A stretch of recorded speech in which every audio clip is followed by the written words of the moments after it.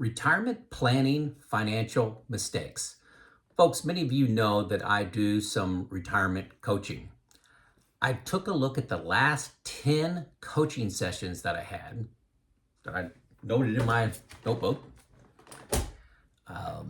The actions that were repeated at least 5 times. Okay, so in the last 10 people, at least 5 of them had one of these mistakes. Okay, so these, at least 50% of the people are making these mistakes in plans that they're preparing and reviewing with a third party. Okay, so 9 items met that criteria. So 9 items were related, were at least mentioned 5 times in my last 10 sessions. Hopefully I'm not confusing you there, but very common mistakes. Let's just say that, very common mistakes. These are in no particular order that I just logged them when I was counting, okay? So number 1 is guessing on medical expenses. Folks, you got to do better than this. There's not really an excuse for this other than you don't have time or you're not taking the time to do it. Medical expenses is a big deal in retirement. I see people put in $200 a month in medical expenses. I see people put in $2,400 a month in medical expenses. And then I ask what that's about. And they say, well, that's just what I've heard and that's what I've read. It's very easy to go on, if you're in the United States, to go into the Affordable Care Act. What are you planning on making the first couple of years? And it'll tell you exactly what your credits will be. And then there's other options out there. I use Farm Bureau. There are short-term plans you can get into, health shares you can get into. There's no reason to guess on medical, and I'm seeing it way too much. Number 2, thinking through an early death, okay? Do your analysis, stress test it for an early death. Everybody does it on longevity. Hey, we're both gonna live to 95, and whatever you wanna think about that, that being too long. I think that's too long. I like when people use 85, but very few people have already stress tested their retirement plan for somebody dying at 70. And this gets really important with pensions. So if you have one person with 2 pensions and that person has a 0% surviving spouse award or 50%, it really changes things. And it not only changes pensions, but also changes your tax status. You're filing as a single, and also changes your Social Security amount. It's a big deal, big deal. This is very simple with new retirement software. I know I talk about new retirement software a lot, but it's how I live. I just re-upped for a 4th year here with new retirement. There's a link to getting 2 free weeks. This takes 30 seconds in new retirement. You just simply change your mortality age from 90 or 85, just change it to 70. That's all you do. And it automatically plots out and gives you everything and gives you a report. Super easy. So got to think about one of you dying early. Number 3, not detailing retirement expenses. So often people said, hey, I've looked at my last 5 years of spending while I'm working. This is what we spend. And this is what I think we're going to spend in retirement. Not going into it and say, how much are we going to be saving? How much are we going to be paying for medical? What's our one-time expenses? Are we going to buy a motorhome? Are we going to go on a couple more vacations a year since we have all this time? I call that, it's not my words, but go-go spending and slow-go spending. You're going to have a lot more time to spend money. Are you putting it in there? Are you going to have to put a new roof on the house? What are your one-time expenses? What's your go-go spending? What's your slow-go spending? And you're not saving money anymore. You may not be paying for your kids anymore. You may have just paid off your house. You got to get into the details. Everything, the most important thing you can do in preparation for retirement is detail your expenses. And, half the people aren't. Half the people I've talked to aren't. Number 4, you were expecting this one, ignoring taxes. Most people say, they don't say this, but this is what their plan looks like. I'll just pay taxes as they come up. And when you retire, there's huge opportunity to, you're making no money. Your first full year, most people are making nothing. They're living off their savings. Maybe you applied for Social Security, but it's your lowest tax time. It's a great time to take some of those deferred tax dollars and convert them into after-tax dollars, whether you put them in a Roth or you move them into a brokerage account. But you got to look at taxes, and you got to look at them years in advance. It's not just, here's what I think my taxes are going to be my first year. What about the 5th year, 10th year, 15th year, before RMDs kick in, required minimum distribution. But taxes, new retirement does an outstanding, nobody's even close to what new retirement does for taxes. Not only does it highlight your tax brackets, but it gives you recommended solutions in the form of Roth conversions that you can do to the dollar and what year. Now, it's not perfect, but it at least points you in the right direction and lets you know if you have a big problem or not.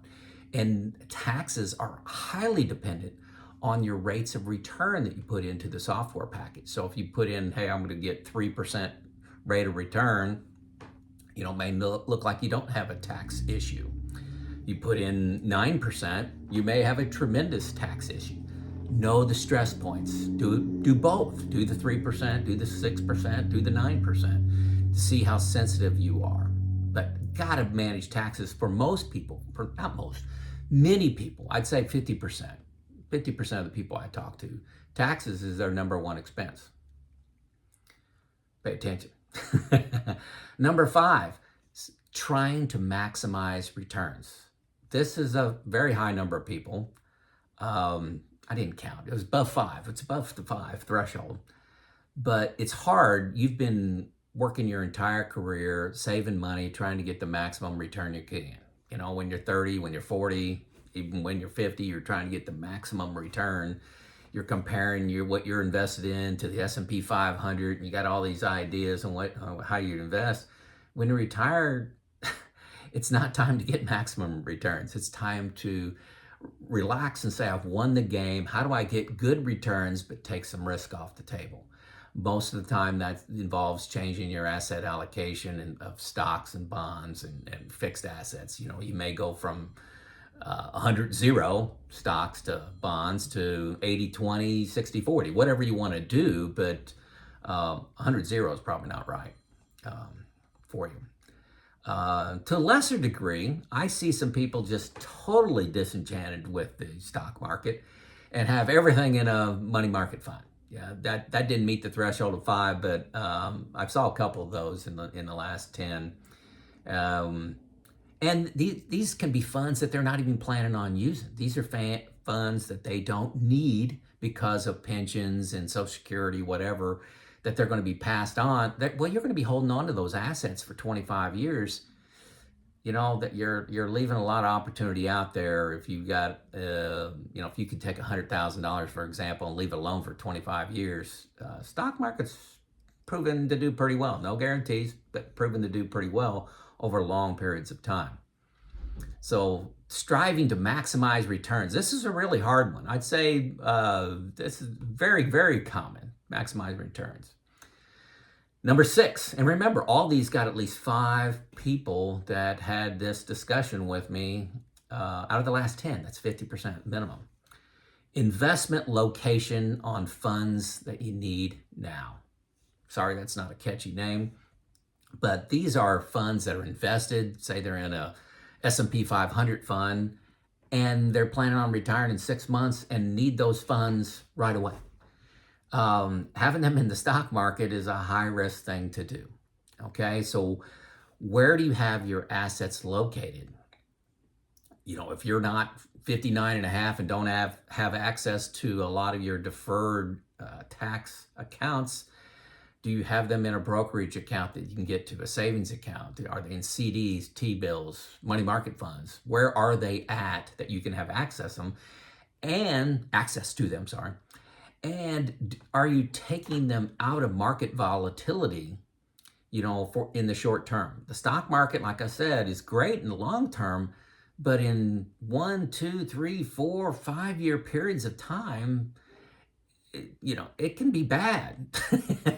It can be bad. Don't look any farther back than, 2000 to 2010 to see what can happen. And if you're needing those funds, say you need, $50,000 next year, stock market goes down 50%, that asset that you were dependent on is, down 50%, that 100,000, well, whatever. Use your own math. You get what I'm saying there.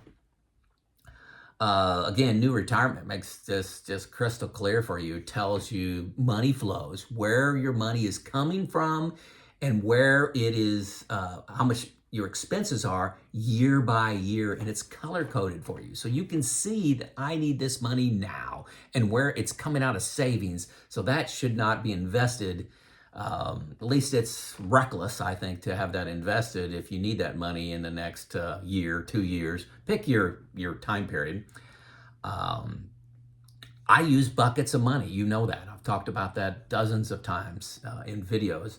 I have 4 years out of the stock market, completely out of the stock market. Let it do whatever it wants. I got 4 years in money market funds, CDs, treasury bills, okay? Just completely out.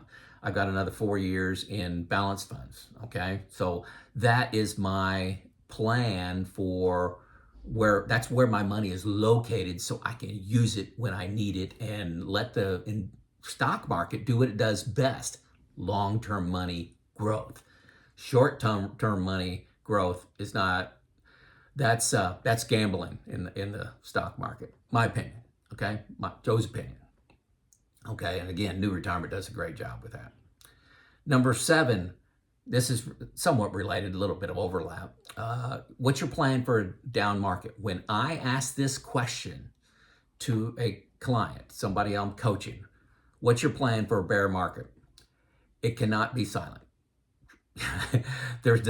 You need to know very clearly what you're doing for a bear market. You ask me that question, I say, hey, I've got 4 years out of the stock market. I got 4 years in balanced funds, and then I've got the remaining assets that I have in my bucket 3 in the stock market, okay? Now, why did I pick 4 years? I got 4 years because 7 of the last 10 bear markets, not including the one we're in now, or we're coming out of now. I don't think we fully got out of the 2022 bear market. It's not fully recovered. And I didn't count the COVID one that lasted like 3 months. But the previous 10, okay, if you take a look at those, 7 of the last 10, okay, went from a peak to a trough to a new peak in 4 years or less. So 4 years, that's where I came up with my 4 years. I'm not saying that's right. I'm saying that's what I do, okay? You do whatever makes sense with your risk profile. And then I got another 4 years in balanced funds, 60-40. Okay, 60-40. And that allows me to get some growth, but yet have some conservatism in there in case you run into the other 3 of 10 of the last bear markets that went 6, 7, and 8 years before they recovered. Okay, so that's my thinking. Okay, and that is my plan. I know what it is. I know where those assets are located. What's your plan for a bear market? And I shouldn't hear crickets when I ask you that question. I also have cadence for this. Once every quarter, I look at what we're spending. I look at the level of each one of my buckets and decide if they can do their job. So I may be topping off bucket 1, topping off bucket 2, because I want them to be always prepared for the 4 years of the downturn. So I've got videos on buckets, but I got a cadence and I got a plan, okay? I'm not saying it's a great plan. I'm saying I got a plan for it. Should be a pretty good plan. Number 8, heavy tax deferred assets when retiring before 59 and a half. Okay, this is you're retiring at 55 and the vast majority of your money is in your IRA, your 401k. Now, you can't have the rule of 55 and have access to that money. I'm not an expert on that, but I know you can get access to it. But I can't tell you how many people just, want to apologize to me. There's no reason to apologize to me for like where their assets are located. You need to start thinking about asset location, about 5 years, at least 5 years, I'll say, before you're retired. Where am I going to start drawing that money out from? And maybe you start lowering the amount you're putting in your 401k and start taking that as taxable income and put it in your brokerage account. Maybe you put some in a Roth, okay? Think about where you're going to be drawing money out of for the first 5 years of your retirement, okay? So be careful with Roth because you got to keep it for 5 years, and it starts a 5-year clock every time you deposit money. Again, check your Roth rules. They seem to change. But people, you wouldn't believe the number of people that are like, oh my gosh, I should have planned better for where my assets are located. Some in savings, some in a brokerage account, deferred accounts, Roth accounts, brokerage accounts, spread out amongst those. All in deferred, it usually causes some problems. And one of those problems is I need to work another year because of where my money is. Okay. So number 9, the last one, math errors. And I'm telling you, this made the list of at least 5 people out of the last 10 had math errors in their retirement plan. They may be double counting expenses, like they'll have their monthly expenses are right now are $500 or $5,000 a month, $5,000, but they may have a child's college payment in that. And then they also include it in a one-time expense. And I'm catching things like this all the time. Let's see, where am I at? Okay, vacations and go-go spending. So they may add, hey, our routine expenses are $5,000 a month. I'm going to put $2,000 a month go-go spending in there until we turn 75, and that's money we're going to go on vacation with. And then they have a one-time expense for a vacation for the next 10 years.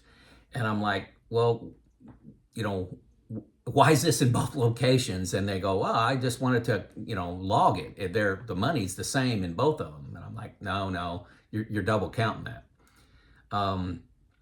Working date error. So this is, when you're in new retirement, they'll say, hey, I'm going to work, today, August 28th through, next June 1.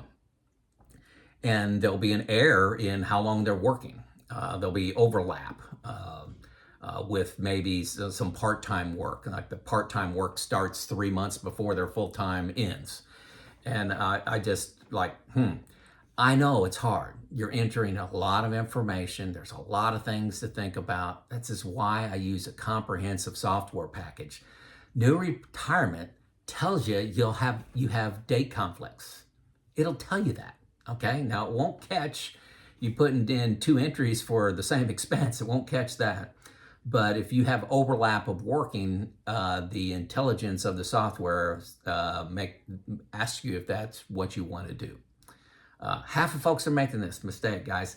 And this, I keep coming back to, don't go it alone. It's not that I'm that smart. It's just I'm not as close to it as the person that created the plan. And I can see these simple errors. I see them time and time. I see them all the time. It is getting pretty routine for me when I meet with somebody coaching. I would say there's probably 75% overlap in what I tell people. Tell one person to the next, to the next, to the next. They're all making these similar mistakes. And that's why I'm making this video. So don't go it alone. Get a friend to look at your retirement plan. Get a coach to look at your retirement plan, okay? I have a link down below to a company called Pickle, okay? They have financial advisors waiting on you to schedule an appointment. So you want an appointment next Thursday at 3 o'clock in the afternoon. You click on this link, you type in Thursday at 3 o'clock in the afternoon and say, I want to talk on when should I take Social Security. I want somebody to review my expenses to make sure I included everything. I want to look at my pension. And should I take that as a lump sum? And I want to talk to somebody about that. And they'll match you up with the right person, and then they'll call you. And you have a free 45-minute conversation with them. Free, talk to a certified financial planner, okay? So, hey, do that, guys. Do it. Don't go this alone. They will give you a sales pitch at the end, but just be prepared for that. They're going to answer your questions for 45 minutes, or let's say 40, and then at the last 5 minutes, They're going to see if you kind of made a connection with them. You may want to set up another appointment with them, or you may want to say, I'll think about it. Or you may say, hey, I'm not interested at this time. Don't call me, I'll call you. Okay. Again, don't go it alone. Okay. So that's 9. Now I got 2. Hang on here. I got 2 honorable mention. I just felt like mentioning these. So I gave 9 mistakes that at least 50% of the people are making when they sit down with me reviewing their plans. These are all financial things. Honorable mention number 3 people in the last 10 are relocating too fast. Okay, my opinion. This is an opinion. Okay, they're like want to retire and sell their house, move to where their kids are. Okay, well, we start talking. They want my thoughts on this. We start talking and say, well, how mobile are your kids? You want to move from Dallas to Oklahoma City, let's say. And, your kids are in Oklahoma City, but how long are they going to be there? As soon as you move, are they going to move, take a promotion, go someplace else? And then also think about your friends, your friend group that you've established over 30 years. Is it going to take you 30 years to get another, friend group that close? And all your social groups. So just be very careful when you make the decision to retire to automatically move. Why not wait 12 months? See how things work out in 12 months. Retirement is a huge decision to make. There's no need to make that decision to relocate at the same time you're going through the massive financial and social change that is retirement. Slow it down a little bit. Okay. So 3 people I talked to about relocating, and I think they were doing it too fast. They felt like, hey, I need to relocate and buy my motor home all in the same month. Okay. And then number 2, and this is just a sore spot for me, and is why I mentioned this. This is the second honorable mention one. Only 2 people had this issue though. So I think we're making progress. Is automatically taking in Social Security at 62 and not thinking it through. Hey, it's good. There's pros and cons to taking retirement 62 versus 72 in the United States. But you need to know why you're doing it. And I don't think a good reason is, hey, the government's going to go default, or I want my money now. There's a lot of things to think about. Hey, yes, I understand you. If it's a key enabler to you being able to retire early, yeah, take it at 62. If you want to protect your spouse in case one of you dies early, and you want to maximize that amount of money that they're going to get, that the lone spouse surviving is going to get, it makes it more maybe a better decision to wait till 70. It's also a great asset. It grows 7 or 8% a year, and that's adjusted for inflation. I consider Social Security my best asset, my best returning asset. There's no risk. It only goes up, and it's adjusted for inflation, and it protects the surviving spouse. So I'm not pushing you towards 70, but when you're taking it at 62, there needs to be good reason, logical reasoning for doing it at 62. So that's my honorable mention. I hope this list helps. These are common problems from very smart people that have spent hours and hours and hours putting together a plan and reviewing it with me. These aren't people that are just like, hey, I got a clean sheet of paper, tell me what I'm doing wrong with retirement, what I don't have figured out. No, these are good people. So don't think these mistakes aren't in your plan. So in the comments, let me know how many of these mistakes and you may be making. It's going to be hard to say you got a math error when you're checking it yourself, right? Checking your own homework. So anyway, this is Joe out.